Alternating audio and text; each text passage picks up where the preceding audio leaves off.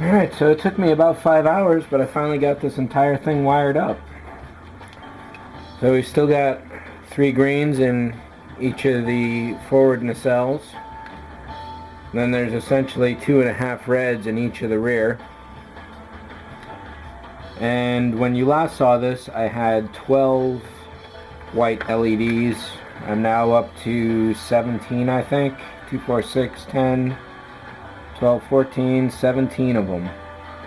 And this pretty much gets the entire upper disc nice and even. But there's still a dead spot here and maybe a dead spot there. Here and here.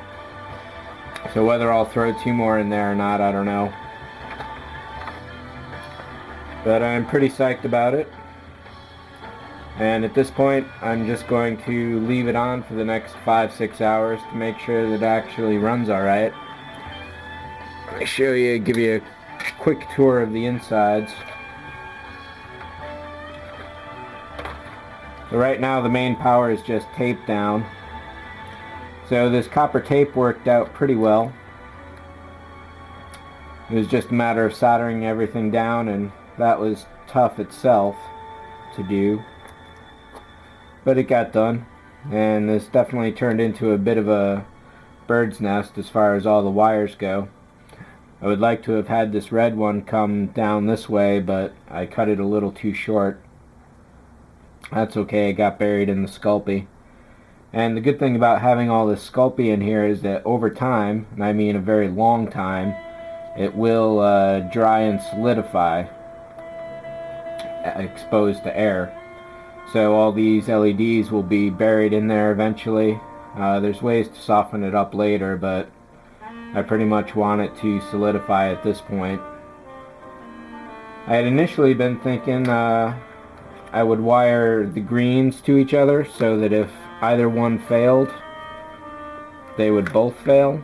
And then I came to my senses and gave each one its own resistor and wired that to the main bus here. Same with the reds, they each now have their own resistor. If any one of them do fail, there will still be at least 2 out of 3 left, which is good enough. But the idea of going serial on a model, or wiring in series on a model that you can't get back into later, is just not so smart. Parallel is the way to go, if you can. And if you can't, get the resistors so that you can, because you really don't want anything failing. And if you do have anything fail, you want a lot of extras around to help compensate for that. So that's mostly it. At this point, I need to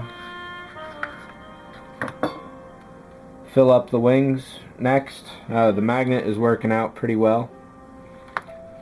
I glued 2 of those underneath here, so I can't quite show you what's going on anymore. And I still haven't decided where I'm going to put the external power supplies at all yet. But when I get to that point, you'll certainly know. So my idea would just be have the wire running barely to the edge and then the copper strip on the outside for contact points. And we'll see about that when I get to it. But I'm definitely happy about this, and it's going to be pretty damn good. I think it's already looking great. And I still have to do the 4060 chip, and the next electronics update will cover that. I'm hoping to get that done tomorrow sometime, tomorrow night. I was playing around with the chip earlier today, and I got it to blink sometimes, but not consistently. So I need to get some capacitors and get that going. But I guess that's about it. So have a good one. Thanks for watching, and I'll catch you all later.